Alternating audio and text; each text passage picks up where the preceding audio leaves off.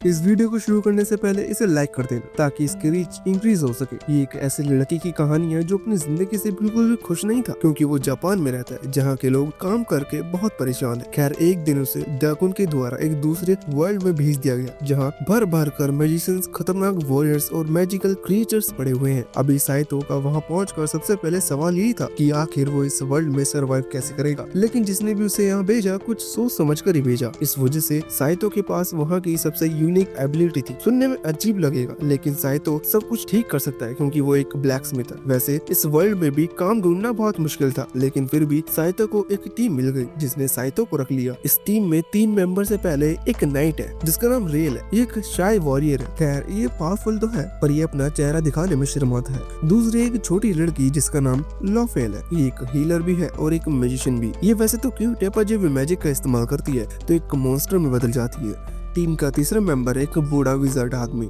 जिसका नाम मोरलक है। इसने जवानी में अपनी तलवार को इतना इस्तेमाल किया, अब इसकी याददाश्त बहुत कमजोर हो चुकी है। इस वजह से जरूरत के वक्त ये अपने स्पेल भूल जाता है। वैसे कहानी की शुरुआत में हम एक ना जाने किस गांव की किसी तलवार की दुकान को दिखाया जाता है जहां का ओनर ना जाने किसी लड़की को एक तलवार बेचने की कोशिश कर रहा था, और वो भी एक गोल्ड कॉइन में, जो कि सच में एक अच्छी खासी कीमत होती है। हालांकि साइतो उस तलवार को जैसे देखता है उसे एक चीज नोटिस होती है और वो कहता है कि ये तलवार तो बहुत कीमती है। साइतो के हिसाब से अगर इस तलवार को ठीक किया जाए तो ये 300 गोल्ड कॉइन तक की बेची जा सकती है। अब ना जाने ये सीन हमें क्यों दिखाया गया, क्योंकि यहाँ से सीन चेंज होकर अगले दिन का एक मिशन पर आ गया जहाँ साइतो अपनी टीम के साथ पहुंचा है। वहाँ उस मिशन के दौरान अभी जब वो एक मॉन्स्टर से लड़ रहे थे तो साइतो का काम लड़ने का नहीं बल्कि मदद का है। मतलब छोटी मोटी मदद, जैसे कि अगर उनका कोई सामान है तो उसे रख लिया या फिर किसी चीज को ठीक करना तो वो साइतो कर देता है। इस वजह से साइतो को अभी किसी चीज से कोई मतलब नहीं था, पर अचानक वो मॉन्स्टर मोरला पर हमला करने लगा। अभी उसकी जान खतरे में थी, इस वजह से साइतो आगे आ गया और उसने उन्हें बचा लिया। लेकिन इस बीच वो ये चीज समझ चुका था कि इस वर्ल्ड में अगर सरवाइव करना है तो उसे पावर की जरूरत पड़ेगी। सिर्फ ब्लैक स्मिथ वाले कामों से वो किसी को प्रोटेक्ट नहीं कर सकता, यहाँ तक कि खुद को भी नहीं। इसी वजह से वो कुछ स्पेल सीखने का डिमांड करता है, जिस पर मोरलक ने भी हाँ कर दी थी। खैर, अगले सीन में हम देखते हैं कि इन्हें इस मिशन के बाद भी एक डंजन में एक चेस्ट मिली थी जिसके अंदर किसी तरह का कोई खजाना होगा। इसी वजह से साइतो अभी उसे खोलने की कोशिश कर रहा था, पर वो चेस्ट तो नहीं खुली। अचानक से उस केव में एक गड्ढा क्रिएट हो गया जिसकी वजह से साइतो नीचे की तरफ गिरता चला गया। वैसे आखिर में जब वो नीचे पहुंचा तो उसके पैर पे चोट लग चुकी थी, जिसकी वजह से वो वहां से हिल भी नहीं पा रहा था और अभी वो कुछ ज्यादा ही ऊपर से नीचे गिरा। इस वजह से पिछले वर्ल्ड के सभी गिरे हुए इंसानों को याद करने लगा। वो सोच रहा था कि वो लोग कितने बुरे थे, उन्होंने कभी उसे अच्छी तरह से ट्रीट नहीं किया। खैर, एक चीज, हम जिस तरह के लोगों से मिलते हैं सामने वाले को फिर से वैसे समझते हैं। इस कारण से साइतो अभी अपने करंट मेंबर को भी वैसा ही समझते हुए सोच रहा था कि वो उसे बचाने नहीं आएंगे। लेकिन इतने में ही वो तीनों वहाँ पर पहुंच गए जिन्हें साइतो की चिंता थी। क्या साइतो को ठीक देखकर उन्होंने थोड़ा रिलैक्स महसूस किया और बाद में साइतो की चोट वगैरह ठीक की। अभी उन्हें साइतो की चिंता थी, इस वजह से साइतो ये चीज देखकर बहुत खुश था क्योंकि ये लोग बिल्कुल उल्टे हैं। वैसे जिस चेस्ट की वजह से साइतो का लेग टूटा, उस चेस्ट को भूलकर ये लोग अगले दिन अगले मिशन पर पहुंच गए जहाँ उनकी फाइट एक अजीब से मॉन्स्टर से हो रही थी। ये सी मॉन्स्टर है। वैसे ये बहुत ताकतवर है पर बेचारे से ये चारों मिलकर लड़ रहे हैं, इस वजह से वो कुछ नहीं कर पाया और बाद में इन लोगों का खाना बन गया। साइतो ने जब उसे पकाया तो सभी को बहुत पसंद आया। अभी सिर्फ रेल उसे नहीं खा पा रहा था। ये मेरी गलती है कि मैं नहीं पहचान पाया कि असल में रेल एक लड़की है। जब वो अपना हेलमेट वगैरह उतारती है तब ये चीज हमें पता चलती है कि उसे भी अभी वो खाना बहुत पसंद आया था। अब खाना खाने के बाद में फिर से उसी चेस्ट की याद आती है जिस वजह से एक दिन पहले साइतो का पैर टूटा था। अभी देख कर यही लग रहा था कि ये चेस्ट उनके लिए बैड लक है या यूं कह लो कि एक ट्रैप है। इस वजह से वो उसे इग्नोर कर वहाँ से आगे बढ़ते हैं। खैर, अभी जिस डंजन में वो आगे बढ़ रहे थे उसी डंजन में उन्हें एक और चेस्ट दिखाई दी। अभी इसे खोलना ही था क्योंकि जरूर इसके अंदर कुछ कीमती मिलेगा। इस वजह से साइतो ने अपने टूल्स निकालकर जब वो उसे खोलने की कोशिश कर रहा था तो इस बार नीचे तो गड्ढा नहीं हुआ पर ऊपर की साइड एक होल क्रिएट हुआ जहाँ से एक अजीब सा ग्रीन लिक्विड एसिड निकल रहा था। अभी रेल के आर्मर पे टपक रहा था। शॉकिंगली वो एसिड रेल के पूरे आर्मर को गला देता है जिसकी वजह से रेल के कर्व्स निकल कर बाहर आ जाते हैं। अभी इन लोगों ने पहली बार रेल को 100% देखा, इस वजह से मोरलक की स्वॉर्ड पावर्स वापस लौट आई थी। खैर, इसकी वजह से उन्हें एक अच्छा खासा डोज जरूर मिल जाता है। वैसे मजाक से हटके मैं सच में रेल को आर्मर बेचने वाले की कड़ी निंदा करता हूँ। खैर ना जाने रेल के पास कितने आर्मर है, क्योंकि एक्सीडेंट के बाद फिर से उसने आर्मर पहन लिया और ये लोग फिर से उस चेस्ट के बारे में भूलकर आगे बढ़ने लगे। अभी आगे बढ़ते हुए मोरलाक के गर्दन में थोड़ा सा दर्द महसूस होता है। इसी वजह से वो लोफेल से कहता है कि वो अपने मैजिक से उसके दर्द को ठीक करे। हालांकि लोफेल इसके बदले एक गोल्ड कॉइन की डिमांड करती है। लग रहा था वो खुद लालची है, लेकिन फिर भी मोरलैक ने उसे वो गोल्ड कॉइन दे दिया और बाद में उसने उसके गर्दन का दर्द ठीक कर दिया। खैर अभी ना जाने क्यों लोफेल उस कॉइन को लेकर गुफा से बाहर आते हुए चांद की तरफ उसे दिखा रही थी। ऐसा लग रहा था जैसा कि वो उस गोल्ड कॉइन को किसी को देने की कोशिश कर रही है। अभी साइतो ये चीज देख रहा था। उसे इस वर्ल्ड में आज ज्यादा टाइम नहीं हुआ, इसलिए उसे इस जगह के बारे में ज्यादा नहीं पता। इसी वजह से वो रेल से इस बारे में पूछता है। रेल बताती है कि लोफेल असल में मून फेरी है, जो कि पहले मून पर रहा करते थे, लेकिन जो मून गॉडेस है उन्हें किसी इविल गॉडेस ने कुछ श्राप वगैरह दिया और उसी कर्स के चलते वो मून फेरी अर्थ पर आ गई।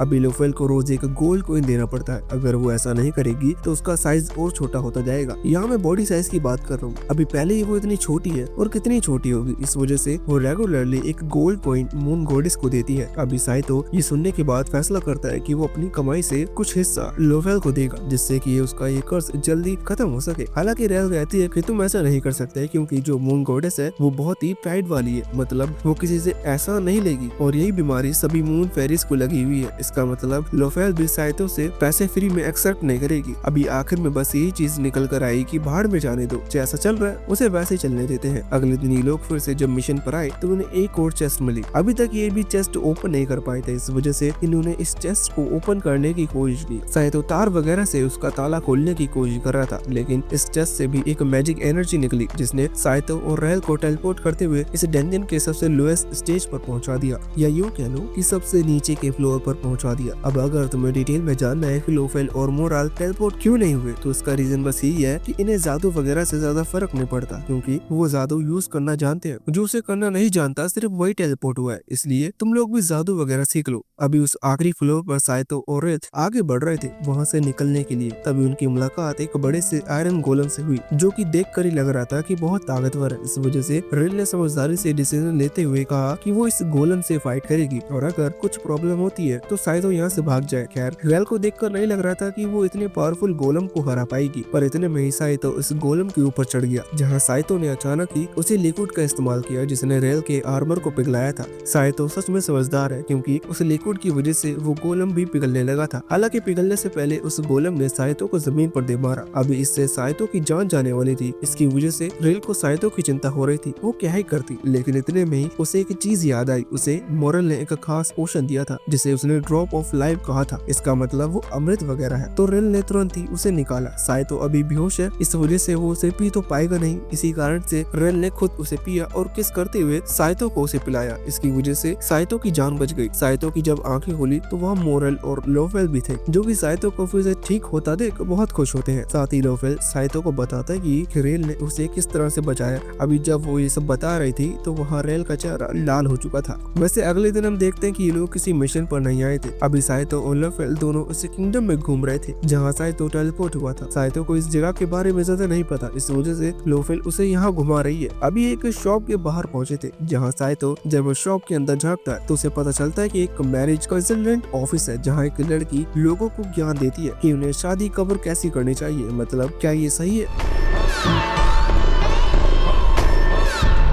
वगैरह वगैरह। साइतो अब ये देखकर हैरान था कि इस वर्ल्ड में भी इस तरह के ऑफिस बने होते हैं। खैर उसी दौरान लोफेल कहती है कि अभी तो ऐसी कोई चीज है जिन्हें देखकर साइतो और भी ज्यादा हैरान होने वाला है। पर इतने में ही वहाँ पर मोरला की एंट्री हुई, जो कि बुक्स लेकर आए थे अपने लिए एक वाइफ ढूंढने के लिए। तो उन्होंने तलवार तो बहुत चलाई, लेकिन उन्हें कभी वाइफ नहीं मिली। अभी साइतो ये जानकर बहुत ही हैरान था। मोरला को तो वहाँ से रेल उठा कर ले गई थी, पर साइतो के दिमाग में क्वेश्चन जरूर आ चुका था कि अगर मोरला के जैसे काबिल मैजिशियन को लड़की नहीं मिली तो उसे कैसे मिलेगी। खैर इसका जवाब उसे यहाँ लोफेल से मिलता है। वो बताती है कि इस जगह पर फर्टिलिटी रेट थोड़ा सा बिगड़ा हुआ है, बिल्कुल जापान की तरह। जापान में भी ज्यादा बच्चे जन्म नहीं ले पा रहे, इसके लिए वो फॉरेनर्स को बुला रहे हैं, पर मेरा वीजा नहीं लग रहा। खैर अभी के लिए लोफेल यहाँ साइतो को बताती है कि इस वर्ल्ड में वुमेन्स के पास अच्छी खासी पावर है, मतलब उन्हें फ्रीडम है। वो तलवार लेकर डंजन क्लियर करने के लिए जा सकती है। इसका मतलब उन्हें पैसे कमाने का एक सोर्स मिल चुका है। इसी वजह से ज्यादा शादियां नहीं हो पा रही, और जिनकी शादी हो रही है वो काम धंधे में इतने बिजी है कि बच्चे करने का समय नहीं है। क्योंकि उन लोगों के पास पैसे नहीं है। अभी लगभग जितनी भी पॉपुलेशन है वो सभी मुंह उठाकर डंजन में ही जाते हैं क्योंकि वहाँ उन्हें ट्रेजर चेस्ट वगैरह मिल जाते हैं।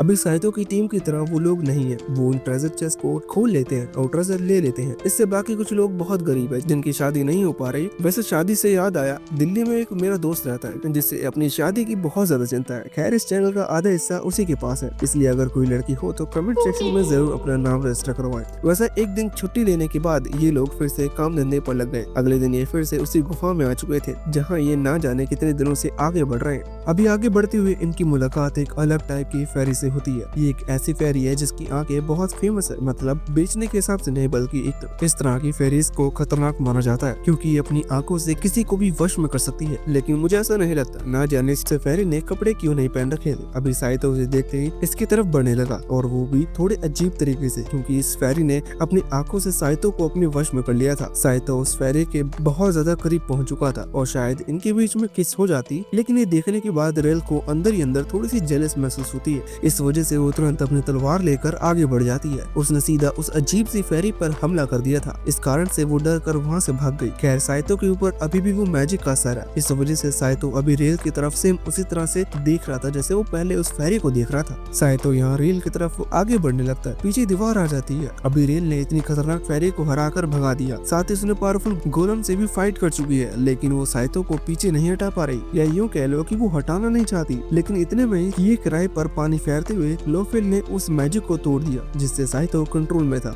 इसी वजह से साइतो रुक गया। खैर उसी दौरान उनकी नजर वहाँ मोरलेक पड़ती है जो कि अभी उस फेरी के हाथ पकड़ कर खड़े हुए थे। साइतो को थोड़ा सा डर महसूस हुआ, ये सोचकर कि शायद उस फेरी ने अब मोरलेक को अपने टारगेट बना लिया, मतलब मोरलेक पर उसने अपने वो सिलेक्टिव मैजिक का इस्तेमाल किया है। लेकिन लोफेल और रेल दोनों ही वहाँ से निकलते हुए कहते हैं कि नहीं जाने दो, मोरलेक पर मैजिक का असर नहीं होता, ये खुद जानबूझकर ऐसा कर रहे हैं। वो फेरी खुद ही इन्हें रिजेक्ट कर देती है, इसलिए हमें इस चीज के बारे में टेंशन लेने की जरूरत नहीं। वैसे अपनी जिंदगी में एक और रिजेक्शन ऐड करने के बाद मोरलेक और बाकी सभी आगे फ्लोर पर पहुंच चुके थे जहां सामने गुफा के अंदर ही बिजली कड़क रही थी। वहाँ एक खास तरीके के स्पेल का इस्तेमाल किया गया है जो कि थंडर एनर्जी क्रिएट करता है। इस तरह की एनर्जी आयरन पर ज्यादा असर करती है और बाकी नॉर्मल पॉजिटिव मैजिक से खुद को बचाया जा सकता है। अभी रियल थी जिसने पूरी तरह से आर्मर पहन रखा था, इसका मतलब उसकी बॉडी पर पॉजिटिव मैजिक इस्तेमाल नहीं किया जा सकता। इसी वजह से ये लोग उसे आइडिया देते हैं कि उसे अपने आर्मर उतार लेना चाहिए। खैर पहली बार जब आर्मर पिघलता है तब वो लोग देख चुके थे कि रेल ज्यादा कपड़े पहनना पसंद नहीं करती। इसी वजह से अब ये चीज क्लियर भी थी कि रेल अपने आर्मर को नहीं उतारेगी, पर अचानक ही साइतो ने अपने कपड़े उतारना शुरू कर दिए जिससे कि वो रेल को वो कपड़े दे सके। खैर इसके बाद रेल अपने कपड़े उतारती है और साइतो के कपड़े पहन लेती है। इसका मतलब अब प्रॉब्लम सॉल्व हो चुकी है। अब इसी चीज से सबसे ज्यादा दुख मोरलेक थे क्योंकि वो नहीं चाहते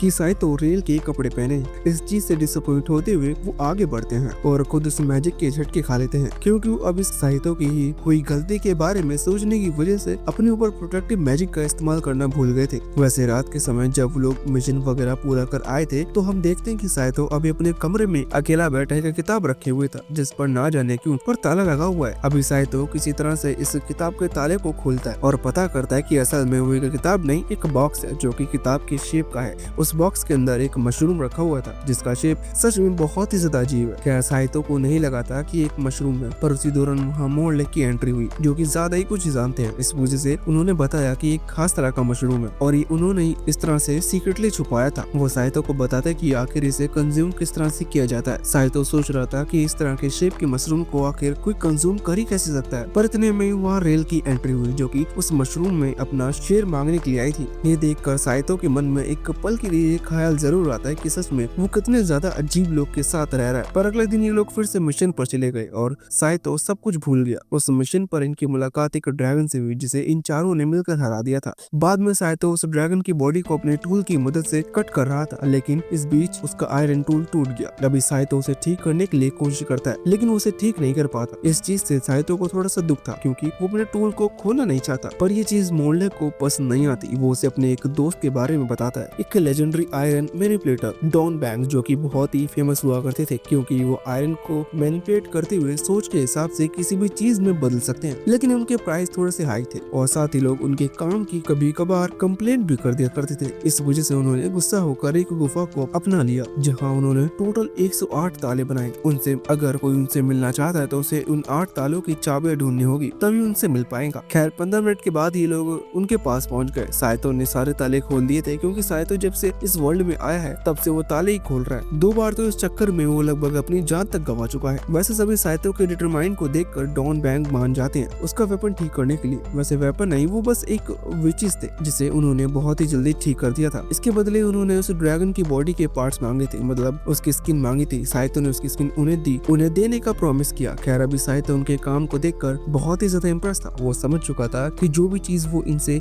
बनाने को कहेगा ये आयरन की मदद से उसे क्रिएट कर सकते हैं। अभी साइतो को एक आइडिया आता है, लेकिन जब डोंग बैंक पूछते हैं कि तुम क्या चाहते हो तो साइतो सिर्फ खाने का नाम लेता है। साइतो अभी वो बात बताना नहीं चाह रहा था। खाते वक्त साइतो सभी से पूछता है कि इस वर्ल्ड में वेपन्स पाना कितना ज्यादा मुश्किल है। मतलब अगर नॉर्मल अपने वर्ल्ड की बात करें तो यहाँ पर गन्स वगैरह के लिए लाइसेंस लगता है। 2 नंबर वाले लोग इजिली खरीद लेते हैं, लेकिन उन्हें छुपा कर रखनी पड़ती है। लेकिन इस वर्ल्ड का नियम थोड़ा सा अलग है, यहाँ पर कोई भी वेपन खरीद सकता है। ये सुनने के बाद साइतो ने अपना प्लान ड्रॉप कर दिया। असल में साइतो जानते हैं कि मॉन्स्टर कितने खतरनाक है, लेकिन उन्हें मारने के लिए इजिली एक्सप्लोसिव वेपन्स बनाए जा सकते हैं, जैसे बंदूक वगैरह, और साथ ही बारूद से तो किसी भी तरह की खतरनाक एक्सप्लोजन वाली चीज बनाई जा सकती है। पर इस वर्ल्ड में इजिली कोई भी उन्हें खरीद लेगा तो इससे पूरा सिस्टम बिगड़ सकता है। इसी वजह से साइतो ने उन्हें इस बारे में कुछ भी नहीं बताया। खैर ताकतवर होना जरूरी है, इस वजह से वो रेल से रिक्वेस्ट करता है कि क्या वो उसे तलवार चलाना सिखाएगी, पर रेल ने कुछ ज्यादा ही पी ली थी। इस वजह से उसकी नींद लग गई और वो कुछ नहीं बोल पाई। खैर कुछ दिनों बाद हम देखते हैं कि साइतो को बहुत तेज बुखार आ चुका था। इस वर्ल्ड में ऐसे मैजिक एग्जिस्ट नहीं करता जो कि किसी के बुखार को चुटकियों में ठीक कर सके। इसका मतलब साइतो को आराम ही करना पड़ेगा। अभी साइतो आराम कर रहा था, इसका मतलब वो बाकियों के साथ नहीं जा सकता। पर वो लोग समझ रहे थे कि कोई बात नहीं, वो किसी तरह से मैनेज कर लेंगे। हालांकि इस चीज में उन्हें प्रॉब्लम जरूर होगी। यहाँ पर वो गिनने लगते हैं कि साइतो उनके लिए कितना ज्यादा जरूरी है। मतलब ऐसा कोई छोटा काम है जो कि साइतो के बिना चलेंगे ही नहीं, और छोटे काम के बिना इन लोगों की पार्टी ज्यादा टाइम तक सर्वाइव नहीं कर पाएगी, क्योंकि वो छोटे काम करना भी जरूरी है। खैर अभी साइतो ये सुनकर खुश था, उसे समझ में आ गया था कि वो इन लोगों के लिए कितना जरूरी है। वैसे अब ये पूरी स्टोरी असल में साइतो उसी छोटी बच्ची को बता रहा था जो कि कहानी की शुरुआत में उस अजीब से शॉप ओनर से एक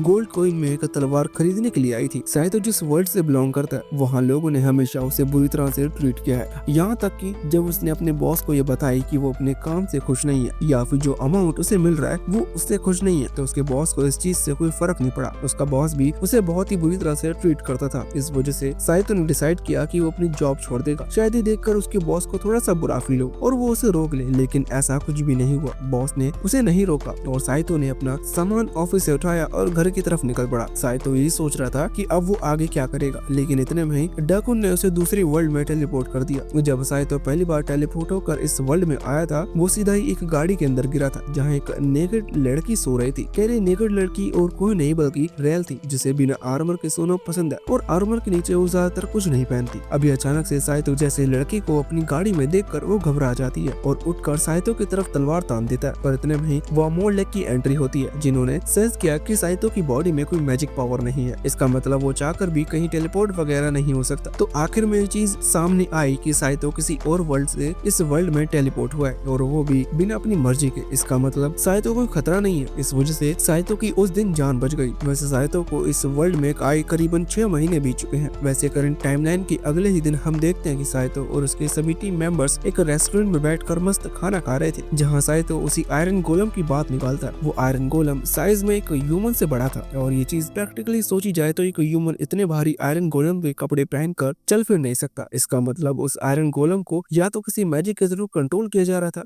या फिर किसी मशीनिज्म का उसके बॉडी में इस्तेमाल किया गया था। अभी चीज इन लोगों को नहीं पता, लेकिन सिंपल है, अगर ये उस आयरन गोलम की बॉडी को फिर से ढूंढ लेते हैं तो ये उसके बारे में पता लगा सकते हैं। इस चीज के चलते ये फिर से उसी डंजन के बाहर पहुंचे जहां गार्ड्स खड़े हुए थे। असल में हर डंजन में एंट्री लेने से पहले इन्हें कुछ अमाउंट देना पड़ता है, या यूं कह लो कि एक पास तैयार करवाना पड़ता है, जिससे फिर साल भर इनके पैसे नहीं लगते। अब पास कौन बनवाएगा, इसी वजह से इन्होंने नेगोशिएट कर थोड़े बहुत गोल्ड कॉइंस दे दिए और सीधा उस डंजन में आ गए। अभी आगे बढ़ते हुए इन्हें जितनी भी चेस्ट दिखी इन्होंने वो खोल कर देखी, लेकिन किसी में भी ट्रेजर नहीं था। मतलब यहाँ और भी कई लोग आकर सभी ट्रेजर्स ले जा चुके हैं। खैर अभी के लिए इन्हें वो गोलम चाहिए। ये उस जगह पर जब पहुंचते हैं जहाँ साइतो ने उस गोलम को हराया था, तो वहाँ गोलम की बॉडी नहीं मिलती। बात क्लियर थी कि कोई दूसरा पर्सन यहाँ आकर उस गोलम की बॉडी को उठा कर ले गया। साइतो भी देखकर दुखी हो जाता है और सभी से माफी मांगता है, क्योंकि उन्होंने पैसे भी दिए और इतना टाइम वेस्ट भी किया, लेकिन फिर भी इन्हें कुछ काम नहीं मिला। अभी बाकी लोग कह रहे थे कि कोई बात नहीं, इसमें साइतो की क्या गलती। पर इतने में ही उन सभी को एक अजीब सी आवाज सुनाई देती है। सेम ऐसी आवाज उस गोलम के अंदर से आ रही थी। उन्होंने उस मैजिक बैरियर को तोड़ दिया और उनके सामने एक नया रास्ता निकल कर नजर आ गया जो कि किसी दूसरी जगह को इस जगह से कनेक्ट करता है। अभी ना जाने क्यों इन लोगों ने उस जगह के अंदर एंट्री नहीं ली और ये बात जाकर बाहर गार्ड वगैरह को बता दी। खैर इससे साइतो और उसके दोस्त को उस डंजन का 10 साल का परमिट मिल चुका है, मतलब 10 साल तक जितनी बार वो यहाँ आएंगे उन्हें पैसे देने की जरूरत नहीं। पर ये चीज रिवील कर देने की वजह से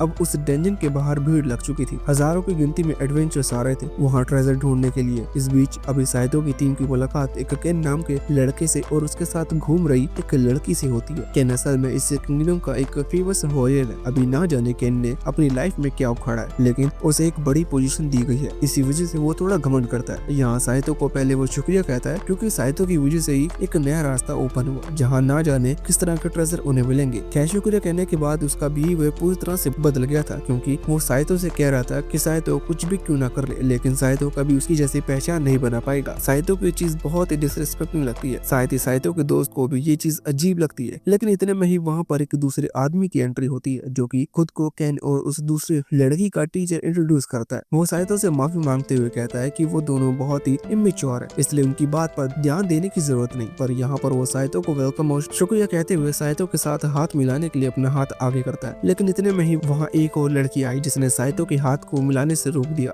उस लड़की ने बताया कि इस आदमी की चाल है। असल में वहाँ पहले भी कुछ एडवेंचर्स आए जिनसे इस आदमी ने हाथ मिलाया और बाद में वो पैरालाइज हो गए क्योंकि इस आदमी के हाथ में खास एक्यूप्रेशर नीडल्स हैं जिसमें शायद किसी तरह का पॉइजन वगैरह है जिससे लोग पैरालाइज हो जाते हैं। अभी वो जानबूझकर ऐसा करने की कोशिश कर रहा था। वैसे जिस लड़की ने अभी इनकी हेल्प की, रेल उस लड़की को पहचान लेती है। वो लड़की फाइटिंग एल्फ के नाम से जानी जाती है जो कि आयरन क्लो की मदद से लड़ना पसंद करती है। अभी साइतो उसे शुक्रिया कह रहा था पर वो लड़की साइतो से कहती है कि तुम लोगों को लेट नहीं करना चाहिए, तुम्हें जल्द से जल्द वहाँ पहुँचना चाहिए वरना इतने सारे एडवेंचरस सभी रेयर ट्रेजर वहाँ निकाल ले जाएंगे। वैसे अब उसी दौरान उनकी नजर दो आदमी पर पड़ी जिनमें से एक बड़ा सा ड्रैगन हेड लेकर जा रहा था। अभी वो फाइटिंग एल्फ गर्ल इन लोगों से कहती है कि ये दोनों आगे चलकर हमारे बहुत मुश्किल कॉम्पिटिटर बनेंगे। खैर वो दोनों जो कोई भी है उनके बारे में हम फ्यूचर में जानेंगे। अगले ही दिन साइतो और उसकी टीम इस नए डेंजर में पहुंच चुकी थी जहां आते ही इनकी मुलाकात एक अजीब से मॉन्स्टर से हुई जो कि ड्रैगन के जैसे दिख रहा था। वो मॉन्स्टर अचानक ही अपने मुंह में से एक खास तरह की गैस रिलीज करता है जो कि थोड़ी पॉइजनस थी। उसे गैस के चलते मोरलैक नींद में जाग चुके थे, मतलब वो अनकॉन्शियसनेस हो चुके हैं। अभी साइतो उन्हें जगाने की कोशिश कर रहा था क्योंकि इस तरह के मॉन्स्टर को हराने के लिए इन लोगों को मोरलैक के मैजिक की जरूरत है, पर मोरलैक जागने का नाम नहीं ले रहा। अभी उस समय रेल ही थी जिसने उस ड्रैगन को संभाल रखा था। वो अपनी तलवार और अपनी शील्ड की मदद से उस ड्रैगन को हराने की कोशिश कर रही थी, लेकिन वो ड्रैगन इतना ताकतवर था कि रेल के लिए अकेले उसे हरा पाना मुमकिन नहीं है। खैर अब जब वो रेल प्रॉब्लम में फंसने लगती है तो उसी दौरान वहाँ एक शॉर्ट हेयर लड़की की एंट्री होती है जो कि हमला कर उस ड्रैगन को इंजर्ड कर देती है। वो ड्रैगन पहली बार दर्द महसूस कर रहा था। वो जोर से चिल्लाता है और फिर उस लड़की की तरफ हमला करने लग जाता है, लेकिन वो लड़की अपने वेपन को उठाते हुए उस पर कई बार हिट करती है और आखिर में उस ड्रैगन को खत्म कर देती है। ड्रैगन के मरने के बाद वो लोगों को अपना नाम लिलिसा बताती है जो कि मैजिकल मॉन्स्टर हंटर गर्ल के नाम से फेमस है। वैसे जैसे ही उसने खुद को पूरी तरह से इंट्रोड्यूस कराया तभी वहाँ पर एक आदमी की एंट्री जिसका नाम ग्रीबा है। ये असल में लिलिसा का कंपेनियन है, मतलब उसका साथी है जो कि मैजिकल सपोर्ट के लिए है। अभी इस ड्रैगन को हराने के बाद इन्हें एक चेस्ट मिल चुकी थी जिसमें पक्का ट्रेजर मिलेगा क्योंकि अभी भी इन्होंने उस ट्रेजर के प्रोटेक्टर को हराया है। खैर उस ट्रेजर चेस्ट को खोलने के लिए ग्रीबा आगे आता है जो कि उस पर लगे ताले को खोलने की कोशिश करता है, लेकिन वो इसमें कामयाब नहीं हो पाता। ये देखते हुए साइतो आगे आने लगा था। खैर लिलिसा और ग्रीबा को बिल्कुल भी नहीं लगता कि साइतो जैसा यूजलेस लड़का इस चेस्ट को खोल पाएगा। खैर शॉकिंगली साइतो ने कुछ ही सेकंड्स में उसे खोल दिया क्योंकि साइतो बहुत ताले खोल चुका है। वैसे उस चेस्ट के ओपन होने के बाद इन्होंने देखा कि चेस्ट पूरी तरह से डायमंड से भरी हुई थी। साइतो ने तुरंत ही डायमंड्स उठाते हुए लिलिसा और ग्रीबा की तरफ की और कहा कि इन्हें तुम रख लो क्योंकि उस ड्रैगन को तुम नहीं हराया, इसलिए ये तुम्हें ही बिलोंग करते हैं। यहाँ साइतो ने सिर्फ चेस्ट ओपन नहीं किया था, यहाँ उसने ग्रीबा के दिल का रास्ता ओपन कर दिया है क्योंकि साइतो का बिहेवियर देखकर उसके दिमाग में ना जाने के ऊपर डोपामाइन रिलीज हो चुका था। असल में वो समझ गया था कि साइतो कितना अच्छा लड़का है। क्या सीन चेंज होता है और हम देखते हैं कि जब ये लोग उस डंजन में आगे बढ़ रहे थे तभी साइतो अपने ग्रुप से सेपरेट हो गया, मतलब कहीं दूसरे रास्ते पर चला गया और खो गया। अभी आगे बढ़ते हुए साइतो की मुलाकात उसी आदमी से होती है जिससे साइतो उसे डंजन के बाहर मिला था। ये वही आदमी है जिसने खुद को कैनो और उस दूसरी लड़की का टीचर इंट्रोड्यूस और साइतो से हाथ मिलाने की कोशिश की थी। अभी असल में ये आदमी भी अपनी टीम से बिछड़ चुका है। वैसे इस आदमी का नाम बहुत ही अजीब सा है, इस वजह से हम इसे मशाओ कहकर बुलाएंगे और हर छोटी चीज का कारण बताने की जरूरत नहीं। इसका चेहरा ही ऐसा है। खैर जब कोई खो जाता है तो समझदारी का डिसीजन यही है कि वो उसी जगह पर रहकर किसी दूसरी दूसरे का इंतजार करे, क्योंकि मान लो अगर साइतो यहाँ से आगे बढ़ता है और उसके दोस्त बाद में यहाँ पहुँचते हैं तो ये इसी तरह से इस डेंजर में घूमते रह जाएंगे और एक दूसरे को कहीं नहीं ढूंढ पाएंगे। अभी मसाओ भी खो गया था, इसलिए दोनों ही उसी जगह पर बैठ जाते हैं, अपने अपने लोगों के आने का इंतजार करते हैं। वैसे इस तरह के डेंजर में आराम से बैठना भी एक बेवकूफी भरा डिसीजन हो सकता है। इसी वजह से मसाओ ने तुरंत ही अपनी मैजिकल पावर से अपने ऊपर एक बैरियर क्रिएट किया जो कि मॉन्स्टर को अट्रैक्ट करने से रोकता है, मतलब मॉन्स्टर को उसके बारे में पता नहीं चलेगा। अभी साइतो भी सोच रहा था कि उसे भी एक ऐसा बैरियर की जरूरत है और मसाओ को लगा कि शायद साइतो उससे कहेगा, इसलिए कहने लगा कि नहीं, उसके पास इतनी मैजिक पावर नहीं है। खैर साइतो उससे हेल्प नहीं मांगता। साइतो के पास लोफेल की दी हुई खास बोतल थी जिनके अंदर किसी तरह का स्केट वाटर है जो कि लोफेल ने उसे गिफ्ट में दिया था। एक बोतल का इस्तेमाल कर साइतो ने अपने आसपास एक बैरियर क्रिएट कर लिया जो कि सेम मसाओ की तरह था। अभी मसाओ भी ये देखकर हैरान था। खैर साइतो के पास भी बैग था जिसमें खाना है। साइतो खाना निकालता है और मसाओ से पूछता है कि क्या उसे भी सैंडविच चाहिए। मसाओ ये देखकर हैरान था कि साइतो उससे पूछ रहा है जबकि वो इतना बुरी तरह से बिहेव कर रहा था, पर मसाओ को बुरा फील होता है, इसी वजह से वो मना कर देता है। वैसे अब उसी दौरान वहाँ साइतो के दोस्त की एंट्री होती है जो कि साइतो की बहुत चिंता कर रहे थे। साइतो भी इन्हें देखकर बहुत खुश हुआ। अभी मसाओ ये चीज देखकर दुखी था क्योंकि उसे ढूंढने कोई नहीं आया, लेकिन जब वो दुखी हो ही रहा था कि तभी केन भागते हुए आता है जिससे मसाओ की कुछ ज्यादा ही चिंता हो रही थी। वो मसाओ पे चिल्लाते हुए कहता है कि आप कहाँ खो गए थे, मैं आपको कहाँ ढूंढ मैं आपको ढूंढ रहा था। ये देखने के बाद मसाओ की आंखों में आंसू आ जाते हैं, शायद उसका हृदय परिवर्तन हो गया। खैर वहाँ साइतो और उसके दोस्त केन का ये बिहेवियर देखकर समझ गए थे कि वो थोड़ा सा घमंडी जरूर है लेकिन दिल का बुरा नहीं है। खैर इसके बाद वो दोनों ही ग्रुप अलग हो चुके थे। साइतो और उसका दोस्त आगे बढ़ रहे थे जहाँ इनकी मुलाकात एक और पावरफुल मॉन्स्टर से हुई। इस मॉन्स्टर को स्ट्रेंथ में हराना था, इसी वजह से ग्रुप की पर्सनल वॉरियर रेल आगे आई जो कि अभी तलवार और शील्ड की मदद से उस मॉन्स्टर से लड़ रही थी। नॉर्मल अगर फाइट को देखा जाए तो ये कहा जा सकता है कि वो इजी तो नहीं पर थोड़ी मुश्किलों के बाद उसे हरा ही देती, लेकिन उसी समय वहाँ उसे फाइटिंग एल्फ गर्ल की एंट्री हुई जिसने अचानक ही हमला कर उस मॉन्स्टर को खत्म कर दिया। अब मॉन्स्टर को उसने मारा है, ये बात कहकर वो उस ट्रेजर को पाना चाहती थी, पर ये लोग कह रहे थे कि नहीं ऐसा नहीं है। अभी रेल कहती है कि उस मॉन्स्टर को उन्होंने ढूंढा था और वैसे भी वो तो लड़ ही रहे थे और ना ही उसने हेल्प मांगी, इसका मतलब वो ट्रेजर उनका है। पर वो एल्फ गर्ल नहीं मानती। अभी एल्फ गर्ल के साथ उसकी कंपेनियन नियारा नाम की एक लड़की थी जो कि थोड़ी शांत है क्योंकि उसकी उम्र कम है। फ्यूचर में उसका मूवी बिल्कुल इस एल्फ गर्ल की तरह चलने लगेगा, मतलब वो फालतू का डिस्कशन कर रही है। अभी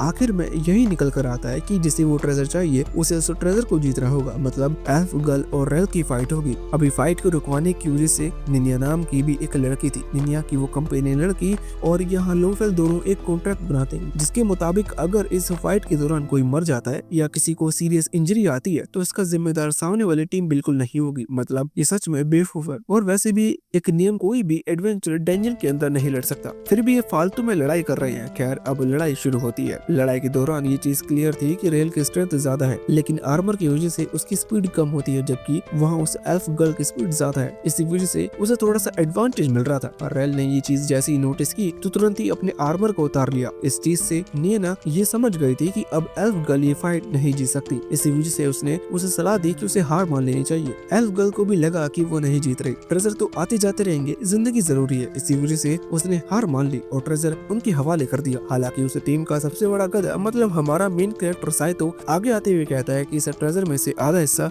हम तुम्हें दे देंगे। वो सच में बेवकूफ है, अगर उसे बात सूझी थी तो उसे बात पहले भी कहनी चाहिए थी। और मान लो एक पल के लिए उसने पहले कहा था और एल्फ गर्ल और निनाया ने हाँ नहीं की तो अब उन्हें क्यों वो ट्रेजर दे रहे हैं, ये चीज मुझे बिल्कुल भी पसंद नहीं आई। लेकिन क्या ही कर सकते हैं, ये लोग वहाँ से आगे बढ़े और अपनी जर्नी इन्होंने कंटिन्यू की। अभी उस डंजन में आगे बढ़ते हुए ये लोग एक ऐसी जगह पे आ चुके थे जहाँ बहुत अंधेरा सा था। अचानक इन्हें वही मशीन टाइप की आवाज सुनाई दी और वही वैक्यूम क्लीनर दिखाई दिया। साइतो तुरंत ही उसके पीछे भागता है। बाकी सभी की स्पीड कम थी लेकिन साइतो सबसे तेज था, इसी वजह से वो सबसे पहले उस जगह पर पहुंचा जहाँ वो वैक्यूम क्लीनर आ रहा था। यहाँ साइतो को अपने रियल वर्ल्ड की कई चीजें दिखाई देती है। साइतो ये चीज देखकर हैरान था। इतने में ही उस पर एक निंजा ने हमला कर दिया। हालांकि इस समय पर रेल की वहाँ एंट्री हुई जो कि साइतो को बचा लेती है। खैर अब रेल और उस निंजा के बीच फाइट चलने लगी थी। इस जगह पर किसी खास तरह के मैजिक का इस्तेमाल किया जा रहा है जो कि रेल ने नोटिस कर लिया था, लेकिन वो मैजिक रेसिस्टेंस नहीं है, मतलब कि वो मैजिक को खुद से नहीं रोक सकती और तब मोरलैक भी वहाँ नहीं पहुंचे थे। खैर अभी जो भी था जो वो मैजिक इस्तेमाल कर रहा है वो अपनी पावर से रेल को एक जगह पर फ्रीज कर देता है। इस निंजा को समय मिल चुका था हमला कर रेल को खत्म करने का। साइतो अभी उसकी कुछ मदद नहीं कर पाता क्योंकि साइतो को लड़ना नहीं आता।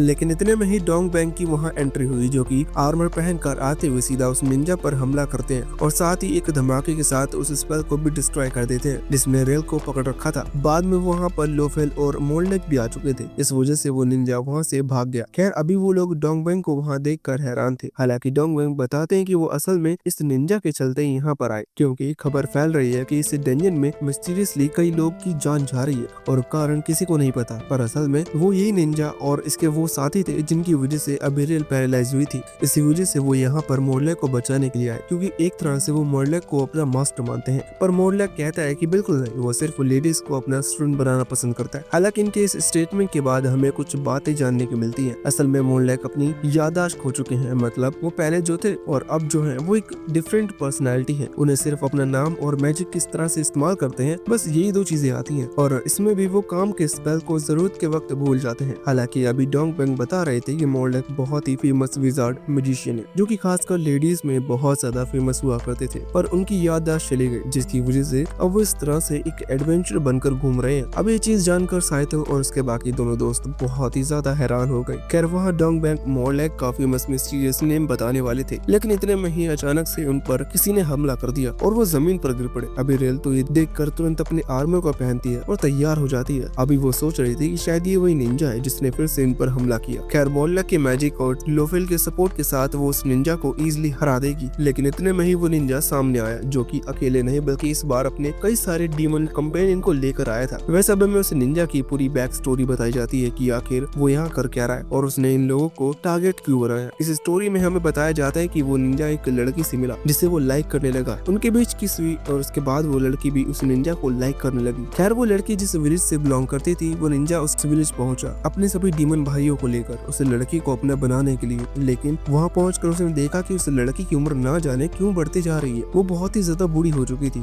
और जल्दी मारी जाएगी। ये चीज उस निंजा को समझ में नहीं आई, लेकिन वहीं उस लड़की की कंपेनियन एक लिटिल डार्क फेरी निंजा को बताती है कि उस लड़की को एक श्राप मिला था, जिसकी वजह से उसकी एज हमेशा नॉर्मल थी, मतलब उसकी उम्र 400 साल की है, लेकिन वो हमेशा से यंग थी। पर इस श्राप के मुताबिक अगर उस लड़की को किसी से प्यार हो जाता है तो उसकी उम्र फिर से बढ़ना शुरू हो जाएगी और इस कारण से वो बुढ़िया होती जा रही है और जल्दी मरने वाली है। ये चीज सुनकर वो निंजा दुखी हो जाता है। अभी उसे किसी भी तरह से उस लड़की को बचाना था, लेकिन उसे कोई तरीका नहीं पता। लेकिन तभी उसे वेस्ट साइड के एक बहुत पावरफुल विजार्ड मैजिशियन के बारे में पता चला, जो कि असल में और कोई नहीं बल्कि मोर्लेक है, जो कि अपना याददाश्त खो चुके हैं। वैसे अभी करंट टाइम में वो निंजा अभी मोर्लेक को एक तरह से जीतने के लिए आया था, मतलब वो सभी को हराकर मोर्लेक को अपने साथ ले जाना चाहता है। इस वजह से वो लड़ने के लिए तैयार हो जाता है। अभी उसके सभी डीमन भाई भी उसकी मदद करने के लिए तैयार थे। इस कारण से यहाँ एक लड़ाई शुरू हुई। अभी वो निंजा रेल के साथ फाइट कर रहा था, जिस दौरान वो फिर से उसी की तरह टेक्निक का इस्तेमाल करते हुए रेल को पैरालाइज करने का कोशिश करता है। और यहाँ हमें उस टेक्निक के बारे में थोड़ा सा ज्यादा जानने को मिलता है। असल में उसने रेल की शैडो पर पैर रखा, जिस वजह से रेल अब हिल नहीं पा रही।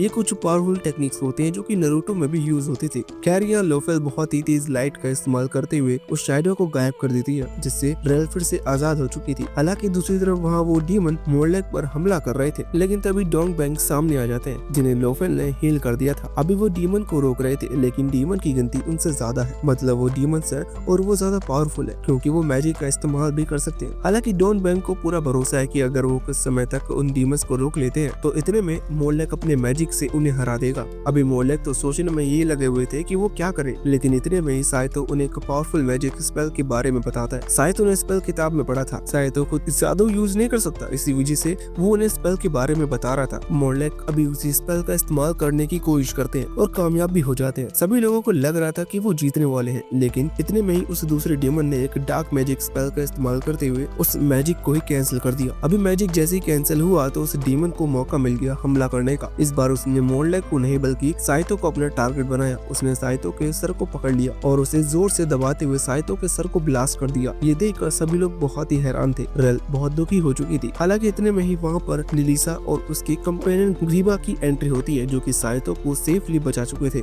असल में ग्रीबा के पास सब्स्टिट्यूशन मैजिक है, जिससे वो क्लोन क्रिएट कर सकता है। जिसने साइतो को अभी मारा वो असल में क्लोन था। वैसे अभी सफाई देते हुए ग्रीबा कह रहा था कि उसने साइतो की आवाज सुनी। इससे वो समझ गए कि साइतो और उसका ग्रुप यहाँ किसी से फाइट कर रहा है। ग्रीबा के हिसाब से वो साइतो या उसके ग्रुप को अकेला सारा ट्रेजर नहीं ले जाने दे सकते, इसी वजह से वो यहाँ पर आया। खैर लिलिसा बताती है कि ऐसा कुछ भी नहीं है। ग्रीबा को साइतो की चिंता हो रही थी, इस वजह से वो उसे जबरदस्ती यहाँ लेकर आया। खैर वैसे समझदारी तो इसी में थी कि इन्हें यहाँ खड़े होकर इस तरह से बात नहीं करनी चाहिए, पर ये बात कर रहे थे। इसी चीज का फायदा उठाते हुए उन डीमन में से एक डीमन डार्क एनर्जी से इनकी तरफ हमला किया। अभी लोग उस एनर्जी से बच नहीं पाते क्योंकि इतना समय नहीं था, लेकिन अचानक इनके सामने एक बैरियर क्रिएट हुआ जिसने उन्हें बचा लिया। ये बैरियर असल में मशाओ और उसके दोनों दोस्त कंपेनियंस ने क्रिएट किया था। मतलब अब वो भी इनकी मदद करने के लिए यहाँ पहुंच चुके हैं। वैसे अब जब इनका ग्रुप तैयार ही हो गया है तो वो डीमन भी समझ गए कि वो नहीं जीत पाएंगे, इसलिए वो वहाँ से निकलने की कोशिश करने लगे। लेकिन इतने में ही उस फाइटिंग एल्फ गर्ल की कंपेनियन और लोफेल दोनों मिलकर एक खास मैजिक का इस्तेमाल करते हैं जो कि डीमंस को खत्म कर सकता है। वो मैजिक कभी सीधा एक अटैक की तरह उन डीमन की तरफ बढ़ रहा था, लेकिन उन डीमंस को बचाने के लिए वो निंजा सामने आ गया क्योंकि वो उन्हें कुछ होने नहीं दे सकता। इस अटैक का असर वैसे तो ह्यूमंस पर उतना नहीं होता, लेकिन अटैक इतना पावरफुल था कि उस निंजा को इंटरनली बहुत ज्यादा चोट आई थी। हालांकि इससे उसने अपने डीमन भाइयों को बचा लिया। अब ये चीज तो क्लियर थी कि अब वो निंजा और उसकी डीमन कंपेनियन नहीं बच सकते। इसी वजह से साइतो कहने लगता है कि हमें ये लड़ाई रोक देनी चाहिए क्योंकि विनर तो पहले ही अनाउंस हो चुका है। किसी की जान जाए इस चीज में कोई फायदा नहीं। हालांकि अब इस फायदों की तरफ के ही लोग इस चीज के लिए तैयार थे क्योंकि उनके हिसाब से इस निंजा और उसकी डीमन कंपेनियंस पहले भी डेंजन में कई लोगों की जान ली है। इस वजह से इन्हें खत्म कर देना ही सही है। यही कहते हुए वो फिर से हमला करने के लिए तैयार थे। हालांकि निंजा की वो डार्क फेरी ऐसा नहीं होने दे सकती क्योंकि वो डार्क फेरी असल में उस लड़की को बिलोंग करती है जिससे वो निंजा प्यार करता है। उस लड़की का नाम रिबीलिया है। अभी यहाँ में उस डार्क फेरी की भी बैक स्टोरी पता चलती है। असल में इस तरह की डार्क फेरी बहुत पावरफुल होती है। इस वजह से ह्यूमंस इनसे अट्रैक्ट होते हैं क्योंकि हर ह्यूमंस को इस तरह की पावरफुल फेरी चाहिए उनकी मदद के लिए। इसी वजह से इस फेरी के पीछे बहुत ह्यूमंस पड़े रहते हैं। इसे लगा कि ये बहुत ही क्यूट है, इस वजह से इसके पीछे लोग पड़े रहते हैं। इस कारण से इसने बहुत सारा खाना खाया जिससे सुंदर ना दिखे, लेकिन मोटे हो जाने की वजह से अभी उड़ नहीं पाती। इसी कारण से इसे पकड़ना और ज्यादा इजी हो गया। लेकिन तभी रिबीलिया ने इसे बचाया और रिबीलिया इसकी दोस्त बन गई। ये बहुत टाइम से साथ है। हालांकि रिबीलिया ने इसे अपने कर्ज के बारे में भी बताया कि जब उसे किसी से प्यार हो जाएगा तो उसकी उम्र फिर से बढ़ने लगेगी। अभी रिबीलिया को बचाने के लिए ये निंजा के साथ आई थी और निंजा को कुछ हो गया तो वो रिबीलिया को क्या जवाब देगी। इसी वजह से वो अपनी पूरी पावर यूज करने का फैसला करती है। इस चीज में वो खुद की जान सेक्रीफाइस करने के लिए भी तैयार थी। वो आगे आकर निंजा से कहती है कि वो उसके विंग्स को डिस्ट्रॉय कर दे क्योंकि डार्क फेरीज अपने विंग को डिस्ट्रॉय कर गॉड ऑफ डार्क एनर्जी को अपनी पावर देती है उनकी हेल्प लेने के लिए। अभी निंजा ऐसा करने को तैयार नहीं था, उसका भी सेम रीजन है। लेकिन जब निंजा मना करता है तो वो डार्क फेरी टेलेकिनेसिस से खुद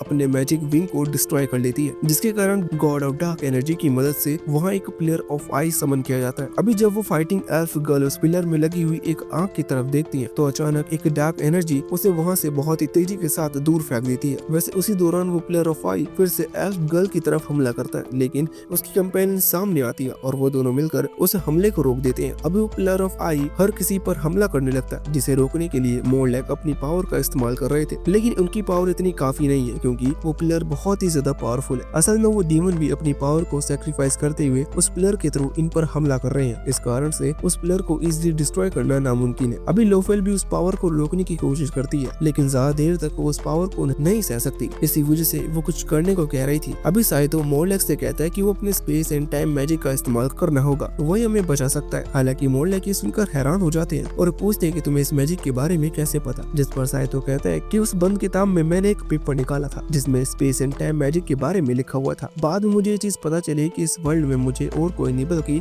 आप ही लोग लेकर आए हो। साइतो ने जैसे ये बात कही मोरलैक की कुछ यादें वापस लौटने लगी। अभी वैसे तो उन्हें हर चीज याद नहीं आई थी, लेकिन जो जरूरी बातें हैं वो उन्हें याद आ चुकी हैं। अब हमें यहाँ पता चलता है कि मोरलैक एक बहुत ही गरीब इंसान हुआ करता था जिनकी एक फैमिली थी, मतलब वो बिना शादीशुदा नहीं है। उनकी एक वाइफ थी और एक छोटी बच्ची थी जिसके लिए मोरलैक बहुत मेहनत करते थे। वो खुद एक पावरफुल विजार्ड बनना चाहते थे जिससे कि इन्हें कभी पैसे की कमी ना हो, लेकिन एक दिन इनकी बेटी बहुत बीमार पड़ गई। अभी इन लोगों के पास डॉक्टर के भी पैसे नहीं थे, इसलिए ये कुछ नहीं कर सकते थे। सिर्फ उस घर पर नॉर्मल जितना हो सकता था उतना ट्रीटमेंट देते हैं। अभी मोरलैक चाहते थे कि वो जल्द से जल्द पावरफुल विजार्ड बनकर पैसे कमाएं जिससे उनकी फैमिली अच्छे से रह पाए। इस वजह से वो फैसला करते हैं कि वो आराम नहीं करेंगे। हालांकि उनकी वाइफ कहती है कि उनकी बेटी बीमार है, मोरलैक को वहीं रहकर उसका ख्याल रहना चाहिए, लेकिन मोरलैक नहीं रुकता। वो चले जाते हैं और कुछ दिनों में जब वो पूरे किंगडम के सबसे पावरफुल विजार्ड बनकर लौटते हैं तब उनकी बेटी जा चुकी होती है। अभी उनकी वाइफ भी उनसे बहुत ही ज्यादा गुस्सा थी, इस वजह से वो उन्हें छोड़कर चली गई। मोरलैक के पास अब कुछ भी नहीं बचा था। वो बहुत पावर तो गेन कर चुके थे, लेकिन वो उस पावर का करेंगे ही क्या जब उनकी फैमिली उनके पास नहीं है। यही सोचते हुए उन्होंने अपनी जिंदगी भर की नॉलेज जो कि किताबों में उन्होंने भर दी थी वो सभी जला दी। हालांकि उनकी किस्मत को कुछ और ही मंजूर था क्योंकि वही उन्हें एक कागज मिला जिसमें टाइम मैजिक के बारे में कुछ लिखा हुआ था। वहाँ सिर्फ एक लोकेशन दी गई थी जो कि डेंजन की थी और वो डेंजन कंपेनियन असल में वही है जहाँ अभी साइतो और ये सब आए हुए हैं। जहाँ आकर मोरलेक ने जब इस जगह को ढूंढा तो इन्हें रियल वर्ल्ड की कुछ चीजें दिखाई दी,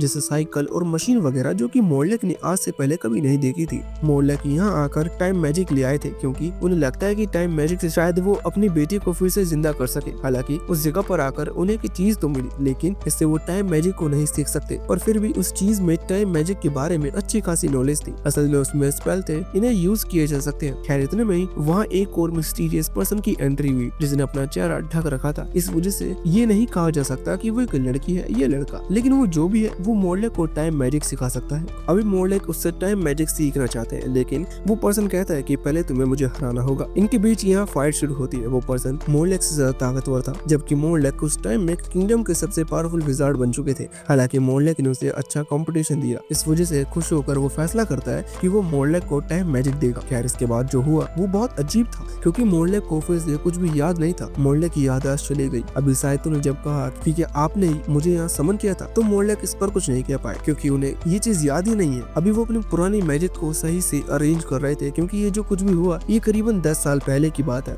वैसे अब जब उनकी याददाश्त आ चुकी है तो अब वक्त था उस पिलर ऑफ आई को डिस्ट्रॉय करने का, लेकिन मोरलेक को अपने स्पेल्स याद नहीं। खैर साइतो ने अपनी तलवार ज्यादा नहीं चलाई, इस वजह से उसकी याददाश्त ठीक है। उसने उस पेपर के अंदर टाइम मैजिक के साथ साथ कुछ स्पेल्स के बारे में भी पढ़ा था, जिन स्पेल्स के बारे में मोरलेक को समझाता है। हालांकि इस तरह के स्पेल को कास्ट करने में थोड़ा सा समय लगता है। इस वजह से डोंगबैंग ने ये चीज सभी को बता दी कि मोरलेक को अपनी ज्यादातर मेमोरी मिल चुकी है, इसलिए अब वो एक खास स्पेल कास्ट करने की कोशिश कर रहे हैं। इन लोगों को तब तक उस पिलर ऑफ आई के सर्वाइव करते हुए उसे ओपन करके रखना होगा। अभी सभी लोग उस पिलर ऑफ आई के हमले को सह रहे थे, मतलब या तो उसे डोज कर रहे थे या उसे रोकने की कोशिश कर रहे थे, जिससे कि वो डीमंस उसे रोके ना और हमला करते जाएं। वैसे तो ये हमला अभी हर तरफ हो रहा था, इस वजह से मोरलेक पर भी अटैक किए जाते हैं, लेकिन मशाओ और उसके कंपेनियन सामने आकर उस हमले को रोक लेते हैं। इस बीच लोफेल भी थोड़ी सी इंजर्ड हो गई थी और अब वो ज्यादा देर तक उस पावर को रोक नहीं सकती, लेकिन सही समय पर साइतो सामने आ गया और अपनी शील्ड को आगे कर लिया। खैर इतने में ही मोरलेक का स्पेल भी पूरी तरह से कास्ट हो चुका था। उन्होंने जैसे ही उस स्पेल का इस्तेमाल किया तो वहाँ हर चीज पूरी तरह से फ्रीज हो गई। क्लियर बात, ये टाइम मैजिक है, इसका मतलब उन्होंने टाइम को फ्रीज कर दिया है। इसलिए ऐसा ही करते मोरलेक भूल गए कि इन्हें आखिर करना क्या था, मतलब इन्हें ये चीज याद ही नहीं है कि उन्हें उस प्लेयर को रोकना है। पर शॉकिंगली जैसे ही उन्होंने अपने हाथ की तरफ देखा तो उन्हें कुछ लिखा हुआ दिखाई दिया। ये सब चीजें साइतो ने लिखी थी। साइतो जानता था कि ऐसा कुछ इसी वजह से उसने लिखा कि आपको उस प्लेयर को डिस्ट्रॉय करना है। जो पढ़ते ही मोरलेक को सब कुछ याद आ गया। उन्होंने उस प्लेयर पर हमला करना शुरू किया। वो अभी एक खास स्पेल का इस्तेमाल कर रहे थे। वैसे अभी उन्होंने जो टाइम रोका है वो सिर्फ 100 सेकंड के लिए रोका है। इसका मतलब उन्हें जो कुछ भी करना है वो इन 100 सेकंड्स के अंदर करना होगा। हालांकि मोरलेक की पावर काफी थी 100 सेकंड में उस प्लेयर को डिस्ट्रॉय करने के लिए, लेकिन कुछ सेकंड्स में जैसे ही वो प्लेयर हल्का हल्का डिस्ट्रॉय होना शुरू हुआ तो मोरलेक को यहाँ उस प्लेयर में से एनर्जी यूज की गई। उस प्लेयर में जो एनर्जी यूज की गई थी उस एनर्जी से उस निंजा की बैक स्टोरी के बारे में पता चला। उन्हें पता चला कि निंजा ये सब सिर्फ अपनी लवर को बचाने के लिए कर रहा है, इसके पीछे उसके कोई बुरे इंटेंशन नहीं है। हालांकि उसने इससे पहले बुरे काम जरूर किए हैं, लेकिन अभी वो जो कर रहा है वो किसी की जान बचाने के लिए कर रहा है। अभी मोरलेक किसी ऐसे इंसान को नहीं मरने दे सकता, इसी वजह से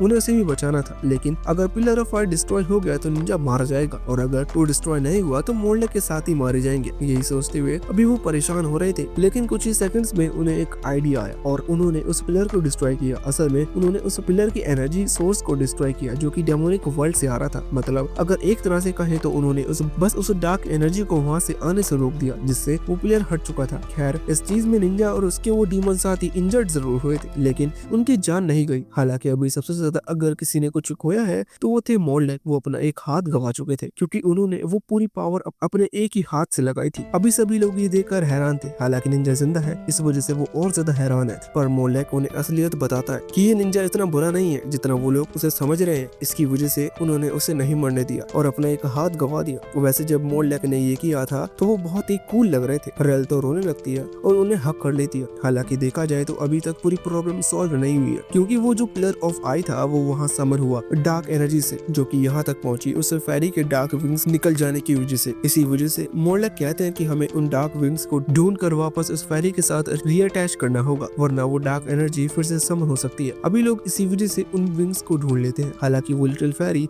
ऐसा करने से मना कर देती है, लेकिन इन लोगों ने जबरदस्ती उसकी मदद की थी, इससे उसकी भी जान बच गई। अभी निंजा देखता है कि इंसान उनकी मदद कर रहे हैं, इस वजह से वो थोड़ा सा परेशान हो जाते हैं, क्योंकि भले ही इंसानों ने उसे या लाइट फेरी को बचा लिया, लेकिन वो डीमन को थोड़ी छोड़ेंगे। इस कारण से वो कहने लगता है कि जो सजा देनी है मुझे दीजिए, इन डीमंस को कुछ मत कीजिए। असल में उस निंजा ने और उसके साथ ही डीमंस ने पहले कई सारे विलेज को उजाड़ा। इस वजह से निंजा को अपने किए कराए पर बहुत दुख है। वो कहता है कि वो मरने के लिए भी तैयार है, लेकिन इसके बदले उसके दोनों साथी डीमंस और लिटिल फेरी को छोड़ दिया जाए। वैसे अब इतने में ही डोंग बैंग उस निंजा से पूछते हैं कि क्या तुम यहाँ पर माइटी विजार्ड की तलाश में आए हो, जिस पर निंजा हाँ करता है। वो अभी हैरान था क्योंकि उसे नहीं पता कि ये लोग असलियत जानते हैं। खैर वो निंजा बताता है कि वो उस विजार्ड को इसलिए ढूंढना चाहता है क्योंकि उसने जो कुछ किया वो खुद भी उसके लिए शर्मिंदा है, और वो विजार्ड ही है जो कि टाइम को फिर से पहले की तरह कर उसकी लवर को बचा सकते हैं, और साथ ही जिन लोगों को उसने जान से मारा उन लोगों को फिर से ठीक कर सकते हैं। उसने सिर्फ उस लेजेंडरी विजार्ड का नाम सुना था, इस वजह से वो 10 साल से उस विजार्ड की तलाश में है। खैर अभी जब वो ये बात कर रहा था, इतने में ही अचानक से 3 स्पिरिचुअल सोर्ड उसके सामने आ जाती हैं जो कि उसे खत्म करने के लिए आई थी। ये 3 स्पिरिचुअल सोर्ड असल में उन्हीं दोनों पर्सन ने समन की है जिन्हें साइतो और उसके साथियों ने इस डंजन के बाहर देखा था। ये बहुत फेमस है। इसमें से एक होली नाइट और दूसरा है एक पावरफुल मैजिशियन की, जो कि असल में इस पूरे किंगडम के किंग का सलाहकार है, या यूं कह लो कि मंत्री भी। अभी वो निंजा और उन दोनों डीमंस की तलाश में थे। अभी जो होली नाइट था वो कह रहा था कि तुमने जो कुछ भी बुरे काम किए हैं तुम्हें उन चीजों की सजा मिलकर रहेगी। इतना जैसे ही उसने कहा तभी उसकी एक तलवार सीधा उस निंजा की तरफ बढ़ी। हालांकि उन दोनों डीमंस में से एक डीमन ने आकर निंजा को बचा दिया। दूसरा डीमन यहाँ उस होली नाइट और उस मैजिशियन की तरफ बढ़ते हुए कहता है कि वो अपने मास्टर को कुछ नहीं होने देंगे। हालांकि शॉकिंगली अचानक से वो होली नाइट डीमन में ट्रांसफॉर्म हो गया, और बाद में पता चला कि डीमन असल में उन बाकी 2 डीमंस का अंकल है जो कि बहुत समय से यहाँ ह्यूमंस वर्ल्ड में रह रहा है, एक ह्यूमन बनकर। इस वजह से उसकी पावर नॉर्मल ह्यूमन से ज्यादा है और वो यहाँ ज्यादा फेमस हो चुका है। हालांकि वो बुरे काम नहीं करता, वो एक अच्छा डीमन है। इस वजह से अभी वो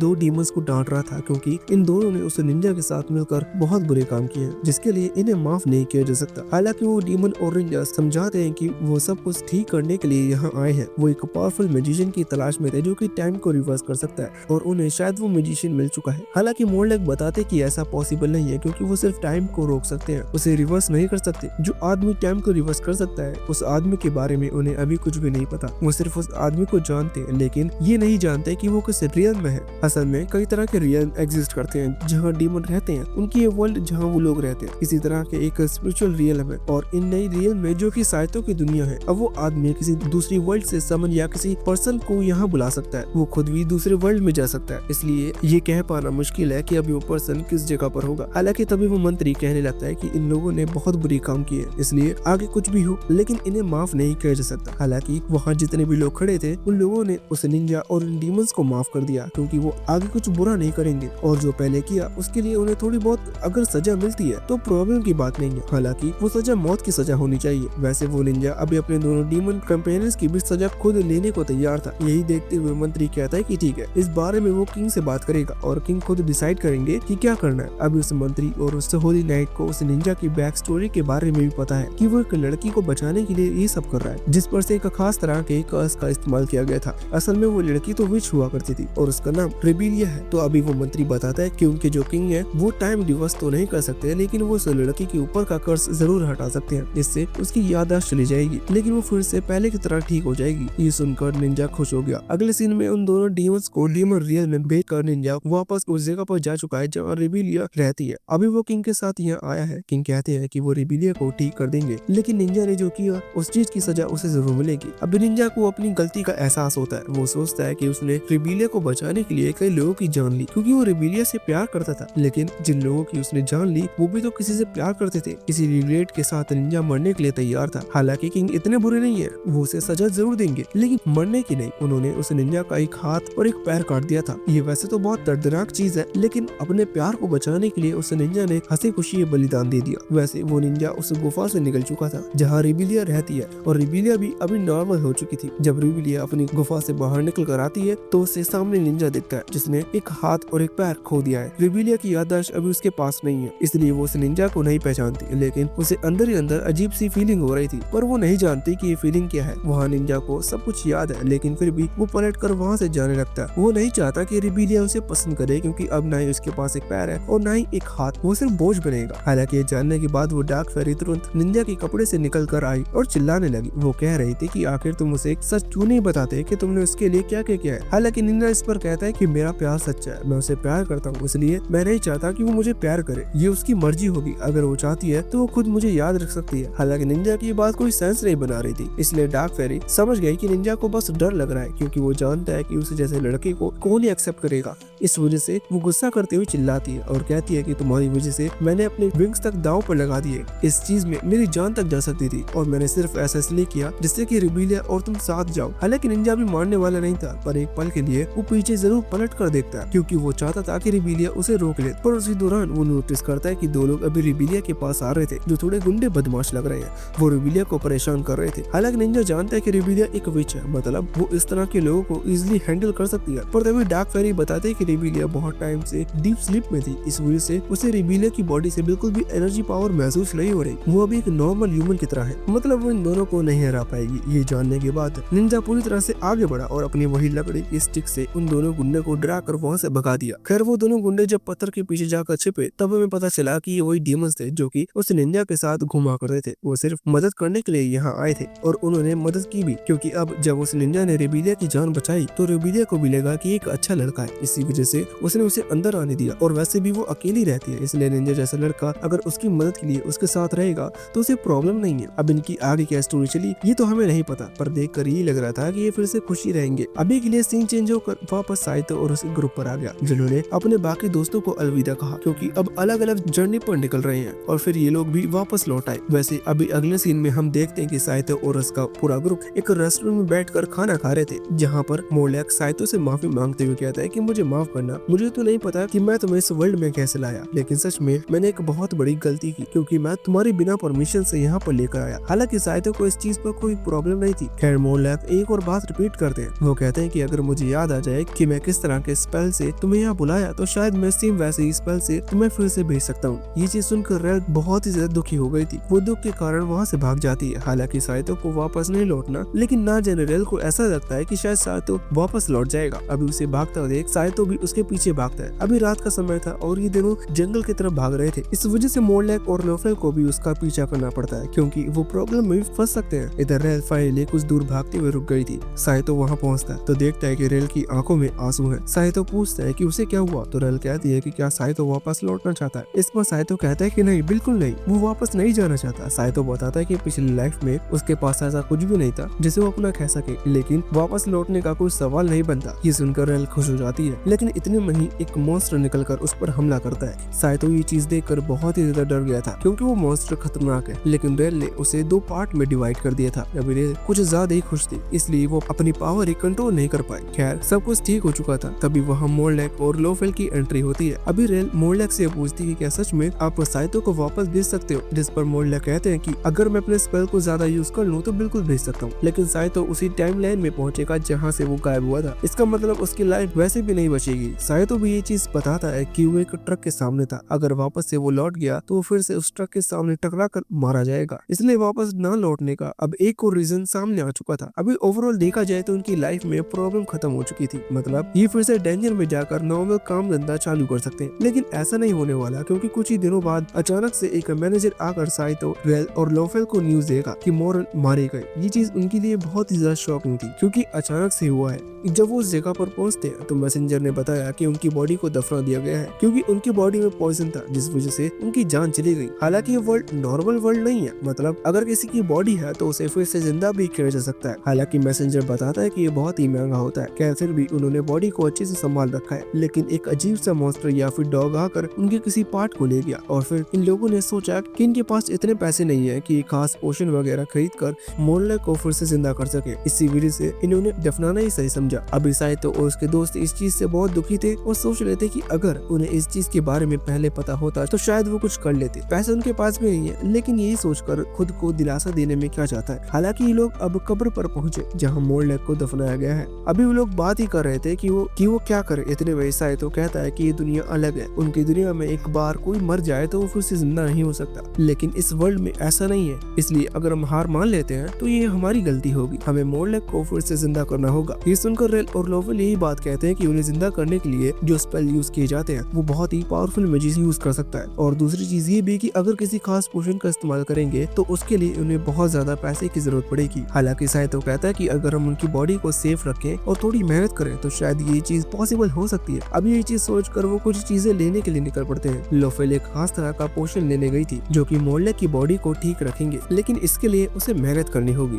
क्योंकि ये पोशन इजीली नहीं मिलता। दूसरी तरफ रेल और साइतो अलग निकल पड़े थे। वो जरूरी सामान लेने के लिए जब शाम के समय तक लोफेल वापस लौटी तो उसने देखा कि वहाँ उस कब्र को पहले ही किसी ने खोद दिया है और वहाँ मोलेक की बॉडी नहीं है। अभी उसी दौरान रेल और साइतो भी भाग कर आते हैं, जो कि इस चीज को देखकर बहुत ही ज्यादा हैरान थे। किसी को भी कुछ समझ में नहीं आ रहा था कि आखिर ये काम कौन कर सकता है। इतने में ही उन्हें कुछ दूरी पर एक स्केलेटन दिखाई देता है, जो कि लगभग मोलेक की तरह ही दिख रहा था। स्केलेटन से ये चीज नहीं कहा जा सकती कि वो मोलेक ही है, लेकिन उनके कपड़े एक विजार्ड वाले थे। अभी लोग जब स्केलेटन के करीब आने लगे तो वो स्केलेटन इन पर हमला करने लगा, जिस वजह से इन्हें छिपना पड़ा। अभी वो स्केलेटन फायर टैप अटैक कर रहा था, जो देखकर रेल को थोड़ा सा गुस्सा आता है और वो कहती है कि हमें स्केलेटन को रोकना होगा और न इसी तरह से हमला करता जाएगा। जब रेल आगे बढ़कर उस स्केलेटन पर हमला करने लगी और अपनी तलवार की मदद से उस स्केलेटन के सर पर हिट किया तो इससे उसे कोई फर्क नहीं पड़ा। बस उसके सर में थोड़ी सी वाइब्रेशन हुई और वो फिर से ठीक होकर हमला करने लगा। इस चीज से ये लोग समझ गए थे कि इन्हें एक पावरफुल मैजिक स्पेल की जरूरत है, क्योंकि उन्हें सबसे पहले उस स्केलेटन के ऊपर बना एक मैजिक बैरियर डिस्ट्रॉय करना होगा, जो फिजिकल हमलों से नहीं किया जा सकता। अब इस तरह के पावरफुल स्पेल सिर्फ मोलेक ही इस्तेमाल कर सकता है, इसलिए उनके पास यहाँ से भागने के अलावा और कोई चॉइस नहीं है।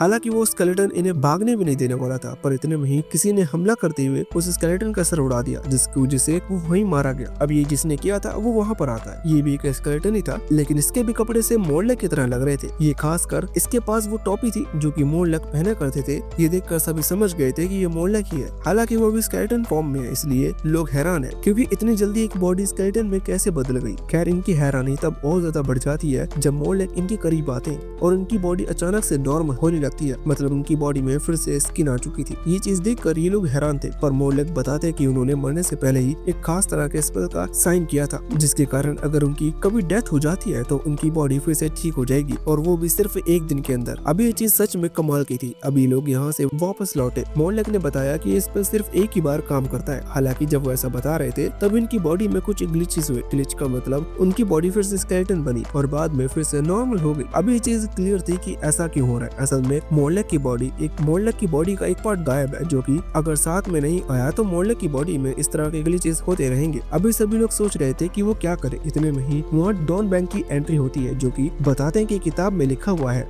कि इस तरह का स्पेल पूरी तरह से काम नहीं करता अगर बॉडी का वो पार्ट गायब हो जो कि मरने से पहले अटैच था। लेकिन उसका एक सॉल्यूशन भी है। वो पार्ट भले ही किसी भी हालत में हो, मतलब भले ही कोई उसे खा भी क्यों ना गया हो, अगर ये लोग उसे ले आते हैं तो उस पर्सन को ठीक किया जा सकता है। असल में ऐसा इस वजह से है क्योंकि जिस पर्सन ने उस स्पेल पर साइन किया, ये पक्की चीज है कि उसकी बॉडी में मैजिकल पावर है, और जो पार्ट गायब हुआ है उस पार्ट में भी वो मैजिकल एनर्जी थी। मतलब अगर उस पार्ट का कुछ भी हिस्सा मिलता है तो उसे उसकी मैजिकल एनर्जी से फिर से ठीक किया जा सकता है। अब ये चीज बताने के बाद ये लोग उस डॉग की तलाश में निकल चुके थे जिसने मोलेक की बॉडी के पार्ट को खाया था। खैर, बाहर टाउन में आने के बाद इन्हें वही फाइटिंग एल्फ और उसकी कंपेनियन मिलती है, जो कि खुद एक मिशन पर जाने वाले हैं। अभी जब ये लोग उनसे बात कर रहे थे तभी इन्हें पता चला कि एक और खास मिशन निकला है जिसमें एक डॉग को ढूंढना है जिसके सर पर एक निशान है। वो डॉग पहले बहुत लोगों को परेशान कर चुका है, मतलब उसने कई लोगों की जान ली है। इससे ये लोग समझ चुके थे कि वही डॉग है। और अभी फाइटिंग गर्ल और उसकी वो कंपेनियन तो किसी दूसरे मिशन के लिए जा रहे हैं, इसलिए इनका मिशन यही लोग लेकर चले जाते। अभी रास्ते में डॉन बैंक,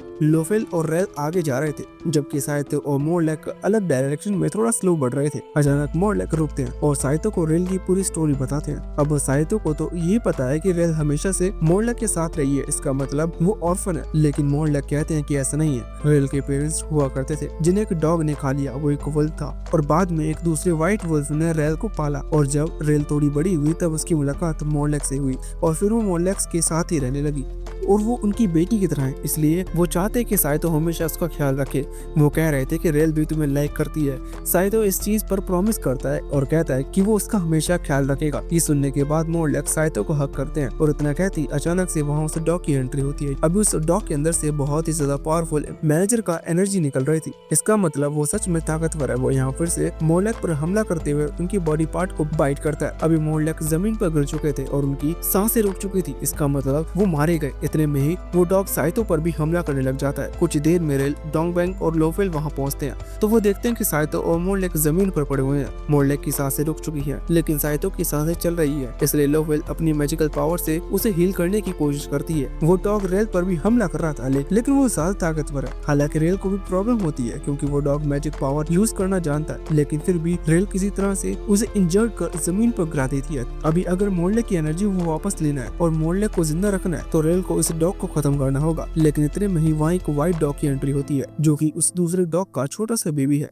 अब वो बेबी अपने फादर को मरने नहीं दे सकता था, इसी वजह से वो उनके सामने आकर खड़ा हो गया। रेल के अंदर इतनी हिम्मत नहीं थी कि वो उस डॉग को अब मार पाए, लेकिन मोरलेक को ठीक करना है तो उसे ऐसा करना होगा। इसी वजह से वो अपनी तलवार लेकर आगे बढ़ने लगती है। हालांकि ये लोग उस डॉग से उसकी एनर्जी भी ले सकते हैं, मतलब जरूरी नहीं है कि ये लोग उसे मार कर ही वो चीज ले। इसके पहले ही अचानक से दो टेंटिकल्स उस डॉग की बॉडी के आर पार होकर उसे खत्म कर देते हैं। ये टेंटिकल एक डीमन ने समन किए थे जो कि उस डॉग के पीछे आया था। अभी वो डीमन यहाँ इनके सामने आता है। वो अभी उस डॉग को ले जाने की कोशिश कर रहा था, लेकिन ये चीज नोटिस करते ही रेल ने उसके टेंटिकल्स को पकड़ लिया। साइतो भी वहाँ ठीक हो चुका था। असल में ये डीमन यहाँ इसलिए आया है क्योंकि इस डॉग ने उसके भाइयों को भी मारा है, और अब जो डीमन लॉर्ड उसने इस डॉग के अंदर से एनर्जी महसूस की है, इस वजह से डीमन लॉर्ड ने इसको भेजा जिससे कि ये अपने भाइयों का बदला ले सके और साथ ही डीमन लॉर्ड का भी काम हो जाए। यहाँ डीमन लॉर्ड के काम से मेरा मतलब इस डॉग के अंदर जो एनर्जी है वो डीमन लॉर्ड को चाहिए अपनी पावर बढ़ाने के लिए, इसी वजह से उसने यहाँ भेजा। खैर अभी लड़ते वक्त रेल के लिए इस डीमन को हराना इतना ज्यादा मुश्किल नहीं था क्योंकि साइतो भी ठीक हो चुका है और लोफेल भी मदद कर रही है, लेकिन इसे तो इन्होंने हरा दिया। पर तभी वहाँ पर एंट्री हुई डीमन लॉर्ड की, जो कि जानता था कि उसका आदमी एक काम ढंग से नहीं कर सकता,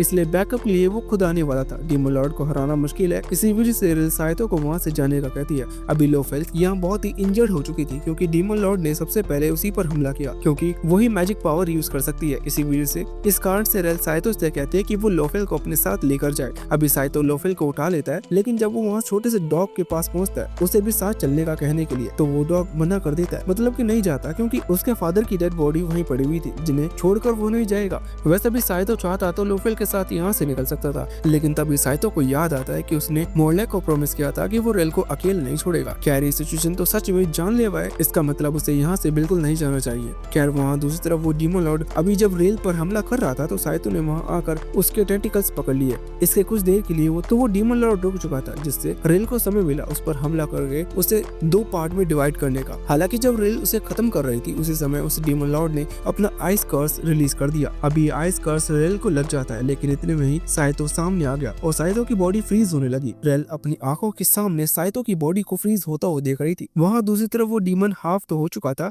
लेकिन मरा नहीं था, वो यहाँ इन पर हमला करने वाला था। लेकिन इतने में ही दूसरी तरफ वहाँ मोरल की बॉडी में से मैजिकल एनर्जी फ्लो करती है और वो ठीक होकर उस डीमन लॉर्ड को खत्म कर देते हैं। ये चीज किसी को समझ में नहीं आई थी, लेकिन असल में इसका कारण ये है कि मरने के बाद इस वर्ल्ड के लोग एक दूसरे रियल में पहुँचते हैं। जिस तरह के मोरलेक उस रियल में पहुंचा, सेम वैसे ही डॉग भी उस दूसरे रियल में पहुंचा था जहाँ इन्होंने एक डील की। डॉग ने कहा कि अगर मोरलेक उसके पपी को मतलब उसके बेटे को आगे ख्याल रखते हैं तो इसके बदले वो उन्हें उनकी एनर्जी लौटा देगा। मोरलेक ने प्रॉमिस किया और उस डॉग ने वादा पूरा किया, जिसकी वजह से मोरल अब फिर से जिंदा हो चुके हैं, साथ ही उनकी बॉडी भी ठीक हो चुकी है। खैर अभी वो बताते हैं कि बॉडी ठीक होने के साथ साथ उन्हें दो नए कान और एक पूंछ मिली है जो कि उस डॉग की पावर का हिस्सा है। वैसे अभी जब मोरलेक ये बात बता रहे थे इतने में एक बहुत बड़ा आइस क्रिस्टल आकर सीधा उनकी बॉडी से टकराता है। खैर इसमें उन्हें ज्यादा इंजरी नहीं आई क्योंकि इनकी पावर बढ़ चुकी है। वो कहते हैं कि इससे मुझे कोई फर्क नहीं पड़ता, लेकिन असल में ये सब उस डीमन लॉर्ड ने किया है जो कि फिर से खड़ा हो चुका है। यहाँ तक कि वो पहले मारा जा चुका था, लेकिन अगर वो इतनी जल्दी मर जाए तो वो डीमन लॉर्ड थोड़ी ना बन पाता। खैर इस तरफ मोरलेक खुद की चोट को ठीक करते हुए अचानक से एक एनर्जी रिलीज करते हैं जिससे उनकी बॉडी फिर से यंग होने लगी थी, मतलब उनकी एज कम होने लगी थी और वो अपने प्राइम में लौट आए थे।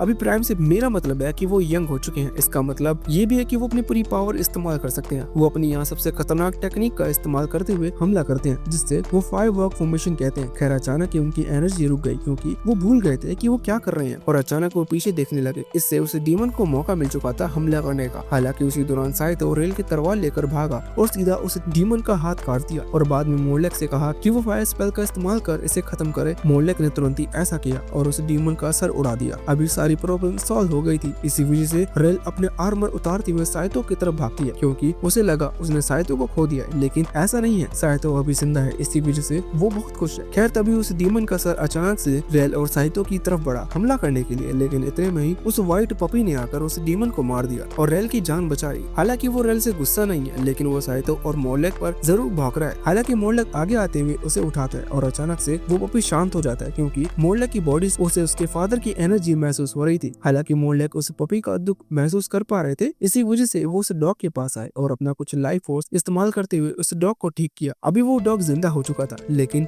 मोरलेक बेहोश हो चुके थे क्योंकि उन्होंने अपनी बहुत एनर्जी यूज कर ली और साथ ही अब वो फिर से बूढ़े हो चुके हैं। खैर अच्छी बात ये कि अगर वो थोड़ा आराम करेंगे तो ठीक हो जाएंगे, इसलिए प्रॉब्लम की बात नहीं है। ये लोग वापस उसी टाउन में लौट आए जहाँ ये रहते हैं और फिर कुछ समय में मोर्लक ठीक हो गए। अभी अगले सीन में हम देखते हैं कि रेल और साइतो आपस में बात कर रहे थे, जहाँ रेल बता रही थी कि उसे 3 साल तक एक वुल्फ ने पाला, इसी वजह से वो ह्यूमन से अच्छे से नहीं मिल पाती, साथ ही उसे लोगों से कम्युनिकेट करने में भी प्रॉब्लम होती है। यही कारण था उसका उस आर्मर को पहन कर रखने का। लेकिन जब से वो साइतो से मिली तब से उसके विचार बदल चुके हैं। अब वो ह्यूमन से बात कर पाती है और यही कारण है कि वो साइतो को लाइक करने लगी है। हालांकि साइतो भी उसे लाइक करता है, इसका मतलब यहाँ पर कुछ हो सकता था। पर इतने में ही वहाँ पर डॉन बैंक की एंट्री हुई, जो कि साइतो से कुछ करवाना चाहते हैं, इसलिए जबरदस्ती उसे पकड़ कर अपने साथ ले गए। वैसे अगले दिन हम देखते हैं कि लोफेल हमेशा साइतो के साथ सोती है, क्योंकि उसे जगह की जरूरत नहीं पड़ती। वो छोटी सी प्यारी है, पर आज के दिन जब वो वहाँ सोई तब उसे अचानक से उसका साइज ही कोई ह्यूमन की तरह हो गया, क्योंकि वो अपने ओरिजिनल फॉर्म में आ चुकी है। इसका मतलब जिस कर्ज के बारे में हमने सीरीज की शुरुआत में सुना था, वो कर्ज खत्म हो चुका है। खैर अभी सबसे ज्यादा जरूरत अगर किसी चीज की है तो वो लोफेल की कपड़ों की,